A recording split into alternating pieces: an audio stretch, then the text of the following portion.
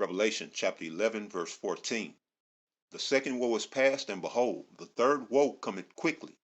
So Shalom, giving all praises, honor, and glory unto Yahweh, Bahashem Yahweh Shai, Bahashem Rachakwadash. Double honors to the elders and apostles of Great Millstone, and peace and blessings to the 144,000 and the rest of the elect. All right. Now I'm bringing out this scripture on the heels of some breaking news that just came out today. All right. And I'm sure you brothers already know, but if you don't, all right. Major situation took place in Iran. And as we told you, 2024 is going to be a roller coaster of a year, and it's already starting off in blockbuster fashion. So without any further ado, let's get to some of this news, all right? And we'll hit some of these scriptures.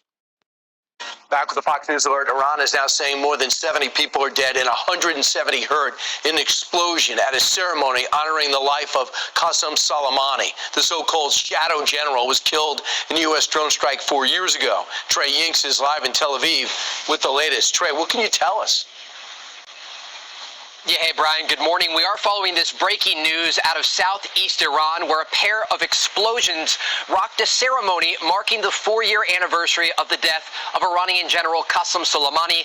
Iranian state media says at least 70 people are dead and more than 170 are injured in what they are calling a terrorist attack. Now, they are not blaming anyone or any country specifically, but it does come amid broader regional tension surrounding this 4-year anniversary of that American drone strike outside of Baghdad's international airport, and just hours ahead of an expected speech by the leader of Hezbollah in Lebanon, Hassan Nasrallah.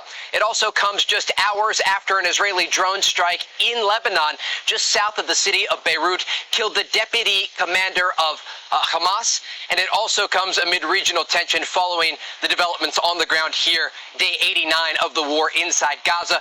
But the latest information that we have, a pair of explosions in southeastern Iran left more than 70 people dead this morning in what Iranian officials are calling a terrorist attack. Brian, back to you. Trey, thanks so much. All right, so that was the initial report, right? So since then, the casualty numbers have risen, and I want to let you hear Scott Ritter's take on it, all right? So that's the initial report, but now let's hear what Scott Ritter is saying. He made a very good observation. Let's think this is it. Welcome back here on Live Now from Fox, and I do want to get back to this breaking news that we have been following over the last couple hours. This is Scott Ritter here. China in cahoots with Russia and EU with the United States, sort of like a Cold War. And here we go. Go see if the internet connection holds. All right. The first question is from Chiba9291 in Toronto, Canada. James North's Sheer Post article says Israel is provoking the U.S. into a conflict with Iran. Do you agree, especially in light of the assassination of Iran's top commander in Syria, Razi Musan? You have 3 minutes to answer the question. Well, in short, the answer is yes. It's not just the assassination of the Iranian commander in Syria. Israel has assassinated a Hamas commander in Beirut, which is an attack in Beirut, which is a red line for Hezbollah. The idea being to deliberately provoke Hezbollah into responding, which would promote a larger conflict between Israel and Hezbollah, and by extension drag Iran into it. And today there was a twin suicide bombing in Kerman, Iran, on the occasion of the anniversary, I think the 4th anniversary of the assassination by the United States of Qasem Soleimani, the legendary Iranian Quds Force leader. The death toll is mounting. Last I saw, it was well over 100 people. And again, Iran is blaming Israel for this. And you know, the bottom line is there will be retaliation, and the idea is, see, Netanyahu right now can't get his war council to agree to attack Iran, to initiate the conflict, and plus Israel knows that they can't take Iran on a loan, that they need the United States to join. The United States just doesn't want to do it. So what Israel's doing is provoking Hamas, provoking Hezbollah, provoking Iran into carrying out an attack against Israel that would justify Israel turning to the United States and saying we have to respond against Iran. So this clearly is a trap for the United States. And there Are you finding it difficult to keep up with classic case of the tail wagging the dog. I just want to bring that out. the news while you're traveling there, or you have enough time to check the internet and so forth? Yeah, I mean, that's about it. So, right, America is got its back against the wall. So does Israel. They're provoking Iran so that Iran can come, join in the war to pull the U.S. into the war also, because they're hoping to that they can get the U.S. to deal with Israel. And it's a clip, and I got it, but I had to look for it, but I may play it tomorrow in the live stream, the live show tomorrow. But Netanyahu was saying himself that, basically how Israel have the U.S. military to do their bidding, And this is Netanyahu out of his own mouth saying that basically he controls the U.S. military. Or basically he can get them, not that he controls it so much, but that, he can manipulate the U.S. government into doing his bidding. And this is what's going on right now. And, this is all according to the scripture that I brought out. All right, this is where this is going. Again, so Revelation chapter 11, verse 14, the second woe is past. The woe is going into the second world conflict, okay? For the sake of censorship, we're going to say conflict. But you know what took place in 1939 on through 1945. It was the second world conflict. But it says the second woe is past, and behold, the third woe coming quickly, all right? The third world conflict. And we are right on the verge, all right? This whole theater of war is unfolding right before our eyes in real time. And so we're in a time of uncertainty, all right? Because although we know war is coming, war is unpredictable. And this is where faith comes in. I got to go here real quick.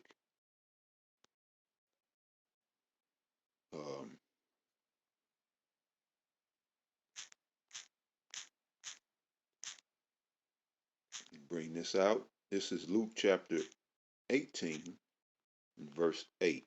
It says, I tell you that he will avenge them speedily. All right. And it's the Lord speaking. All right.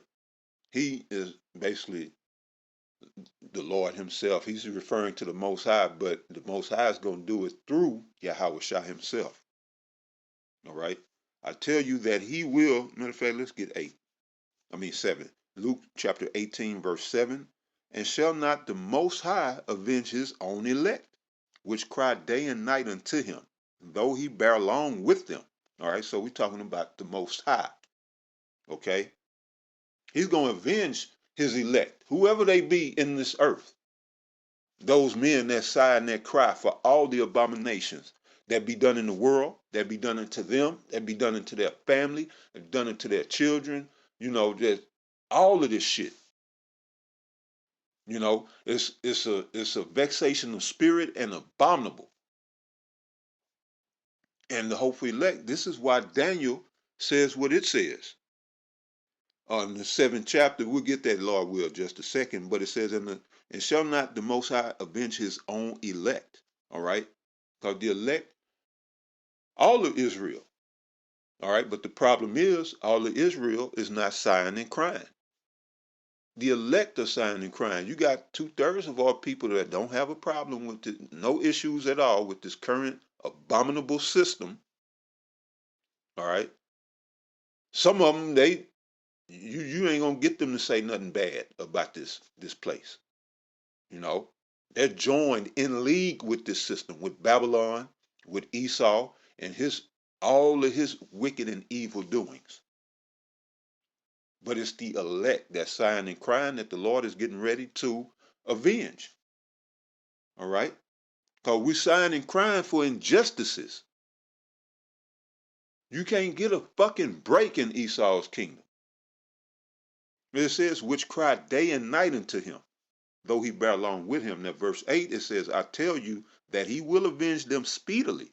Nevertheless, when the Son of Man cometh, shall he find faith on the earth?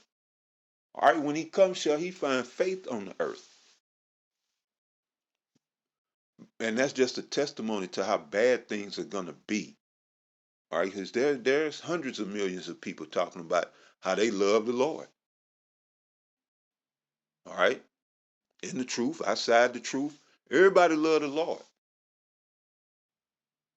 A lot of them thinking that the Lord is all love and he's all accepting. And you're going to find out for yourself in these times of uncertainty. All right, people going to give up the faith due to fear, cowardice, due to their flesh, wanting to comfort their flesh, due to a number of reasons. People gonna give up the faith, which a lot of them didn't have faith anyway. It wasn't an authentic faith. It was bullshit faith. Faith in the other red meat, sweet Jesus.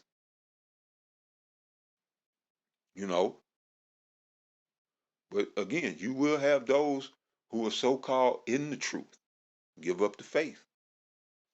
But anyway, matter of fact, I mentioned Daniel.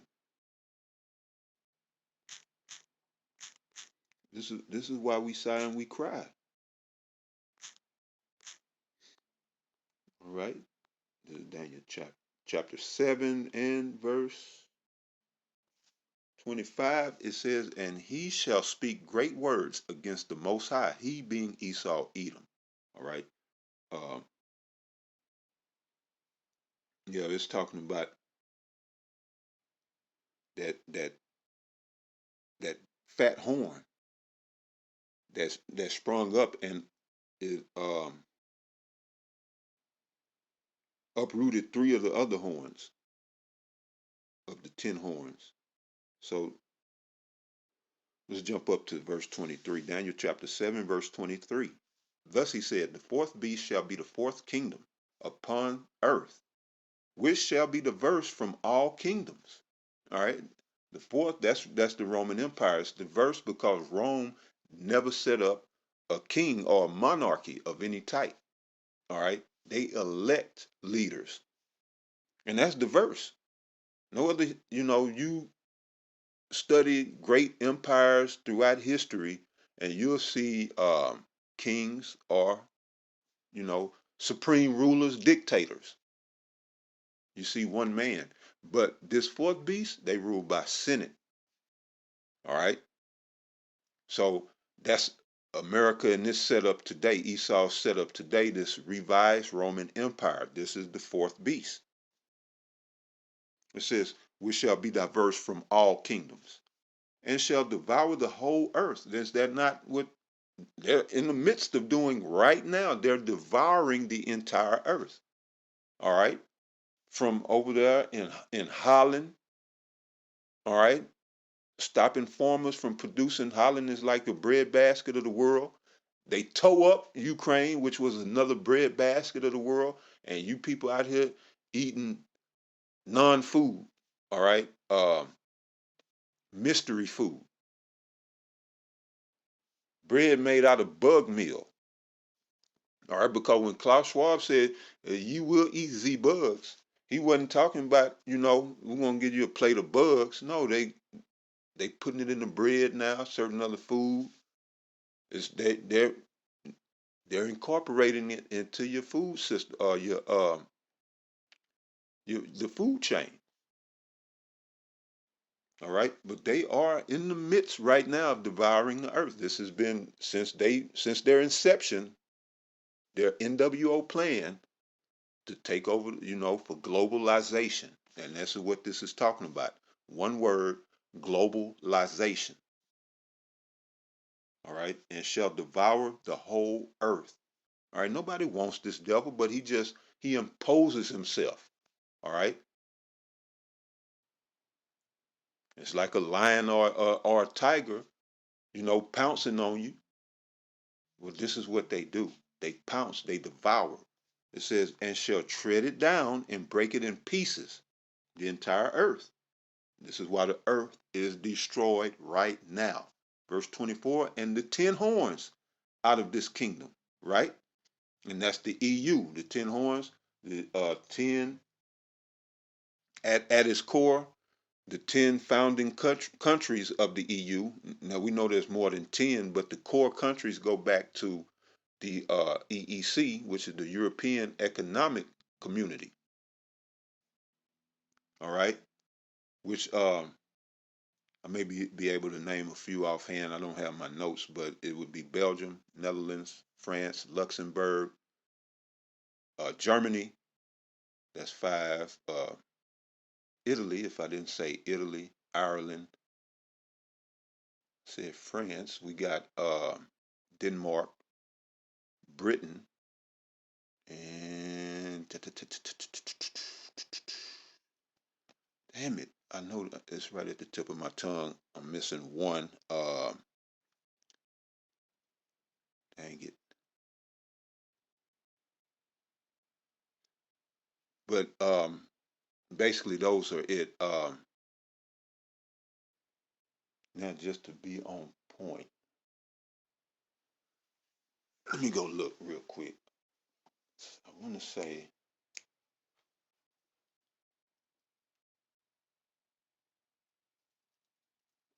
all right, bear with me 1 second. So again, you got Netherlands, Luxembourg. And I'm missing one. Hang on, I got it right here. So anyway, nope, I don't have it. Those are the 10 horns, the European Economic, or the EU today. And I think, okay, I got it right here. So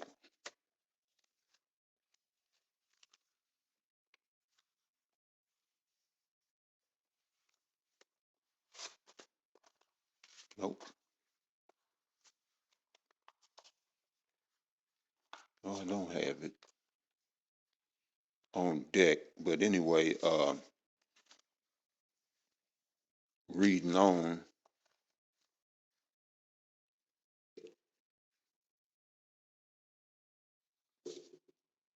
But if I do find it, I'll come back and bring that out. But this is the the geopolitical affairs that's going on right now. Well, this is actually history, but the EU makes up the beast. The EU and NATO makes up the beast. And this, I'm gonna keep looking. Yeah, and it plays a prevalent part in the end time prophecies. All right, these 10 horns and that beast, which is NATO and the EU. The 10 horns is NATO. I mean, the 10 horns is the EU. The beast is goes into NATO. Damn it. But anyway,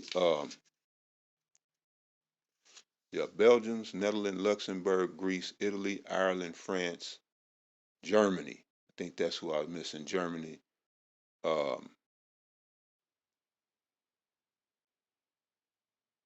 Denmark and Britain. That's it. Denmark and Britain. So those are the 10 horns. Now it goes on to say,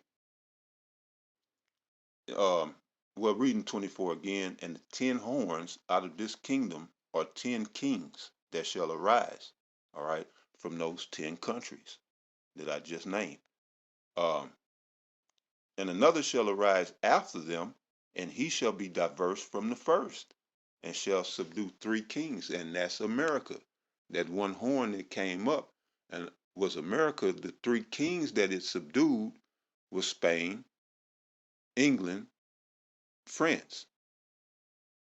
All right, because they all had was set up here in North America. But when the U.S. came to power on of its own, you know, those different countries basically got kicked out by way of war.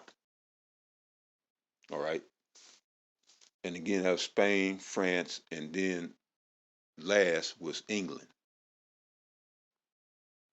And it says, verse 25, and he shall speak great words against the Most High, this horn, America. And that's what America does. All right. This is the mistress of witchcrafts. All right. Boasting in its pride of its, its prowess, its power, its glory. All right.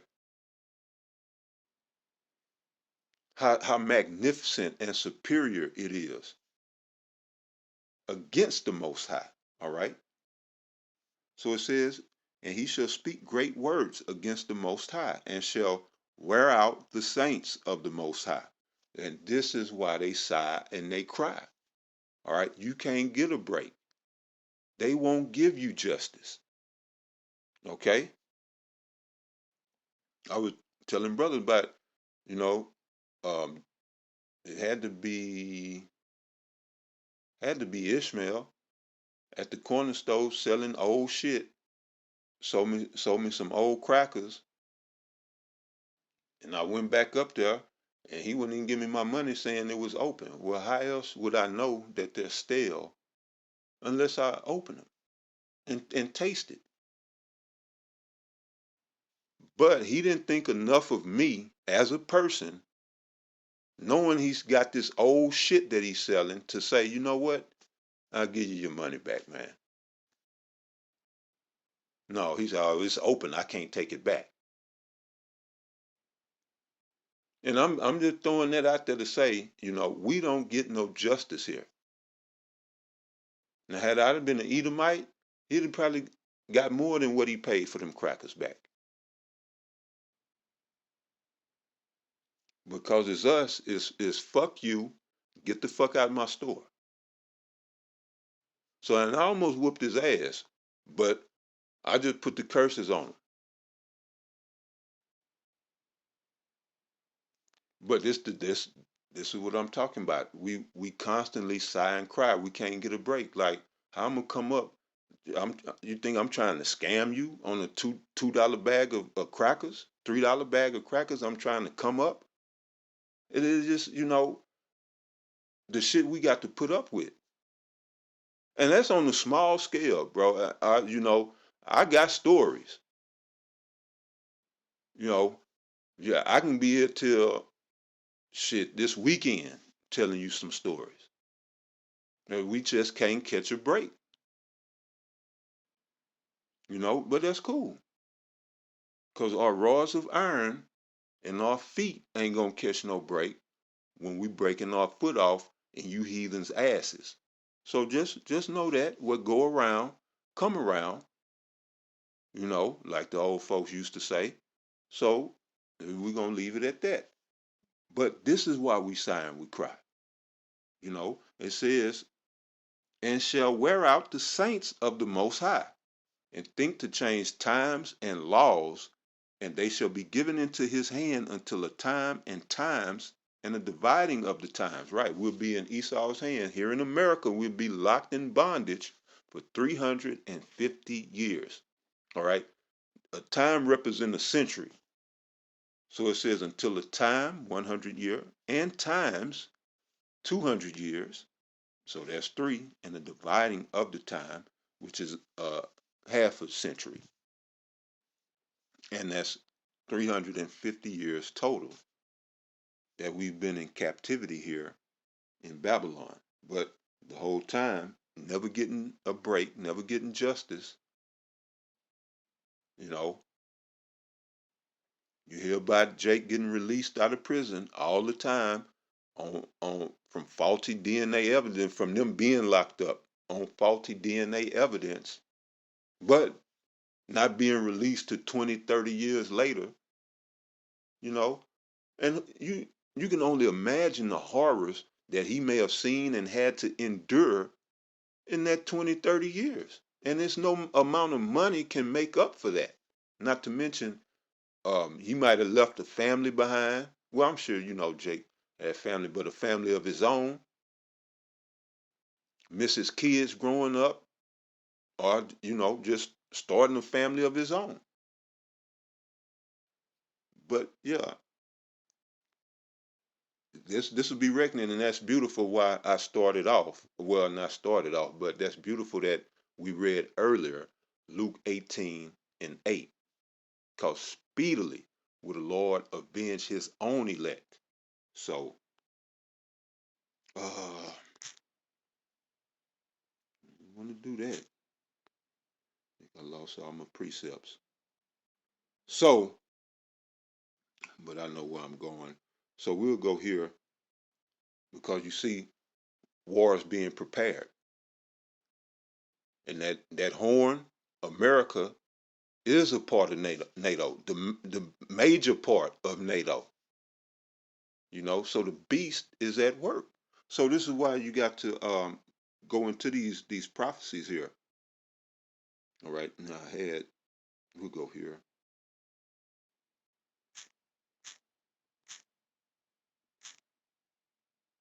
And then once because Turkey is really Turkey gonna split from NATO, and that's just me speaking as a man. Uh, Turkey been against the U.S. for the longest, and now with this shit happening in Israel, all the countries in that region, you know, they see the atrocities. They know what's going on. They know what it is. But anyway, here we got Zephaniah chapter 3. We started at verse 8, and it says, "Therefore wait ye upon me, said the Lord, until the day that I rise up to the prey. For my determination is to gather the nations, that I may assemble the kingdoms, to pour upon them mine indignation, even all my fierce anger, for all the earth shall be devoured with the fire of my jealousy." All right. So the Lord is saying right here, therefore wait ye upon me, said the Lord. He's speaking to his servants, all right, the prophets and the hopeful elect. It says, until the day that I rise up to the prey of these heathen nations. He said, for my determination is to gather the nations, that I may assemble the kingdoms, to pour out mine indignation, all right, in that third woe. Even all my fierce anger, for all the earth shall be devoured with the fire of my jealousy. Exactly. The Lord is stirring up all this. Why? One word, judgment. These nations got to be judged.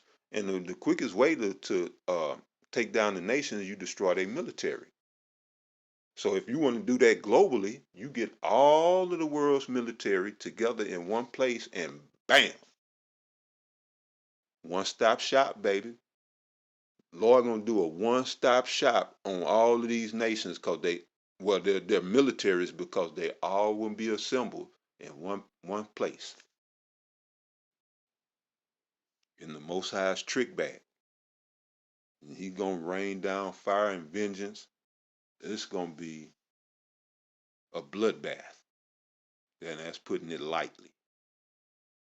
And it says for these goofy ass niggas out here in verse 9, for then will I turn to the people a pure language, that they may call upon the name of the Lord. All right, what's that pure language? I wonder. All right, that's the Hebrew. All right, coming from that line of Abar. All right, that really, that sacred, that holy lineage that the Lord preserved and to keep that language of the Hebrew. So the Lord said, for then, in those days, because it ain't gonna make no sense for him to do it as the war is going on or after the war. It's gonna be in the times leading up to this chaos. That's why the Lord, he said, therefore wait ye upon me. But while we're waiting, he said, for then will I turn to the people a pure language. Right. While we're waiting, we're supposed to be teaching this gospel. And then the Lord gave us the Hebrew. Why? So we could call on his name. Because in these times of uncertainty, you don't want to be sitting there trying to wonder what the name of the Lord is. Just trying things. No, just the time right now, you need to know and to be assured that you know who you calling on. All right? For then will I turn to the people a pure language, Hebrew, that they may call upon the name of the Lord, Yahweh, Yahweh Shai, to serve him with one consent, exactly, the body of Yahweh Shai, the church. All right, and I'll go from there. I'll give you a little bit more on that gathering. The Lord said he's going to, that assembling, he's going to assemble the nations, Joel 3. And down here, verse 9. See, this is Joel chapter 3, verse 9. Proclaim you this among the Gentiles. Prepare war. And this is what we see. All right, the strategies that are being implemented. And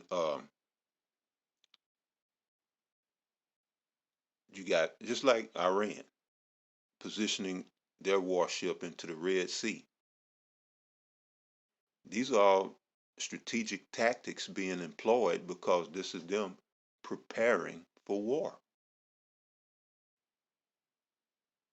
And it's all throughout the Middle East, even over Russia and Ukraine. Let's see, China and Taiwan, the whole earth is a powder keg. And it's about to be ignited. So it says, prepare war. Wake up the mighty men. Let all the men of war draw near. Let them come up. Beat your plowshares into swords and your pruning hooks into spears. Let the weak say, I am strong. Now, there was once a time where Iran wouldn't dare to stand up to the U.S. Now they talking major cash money shit.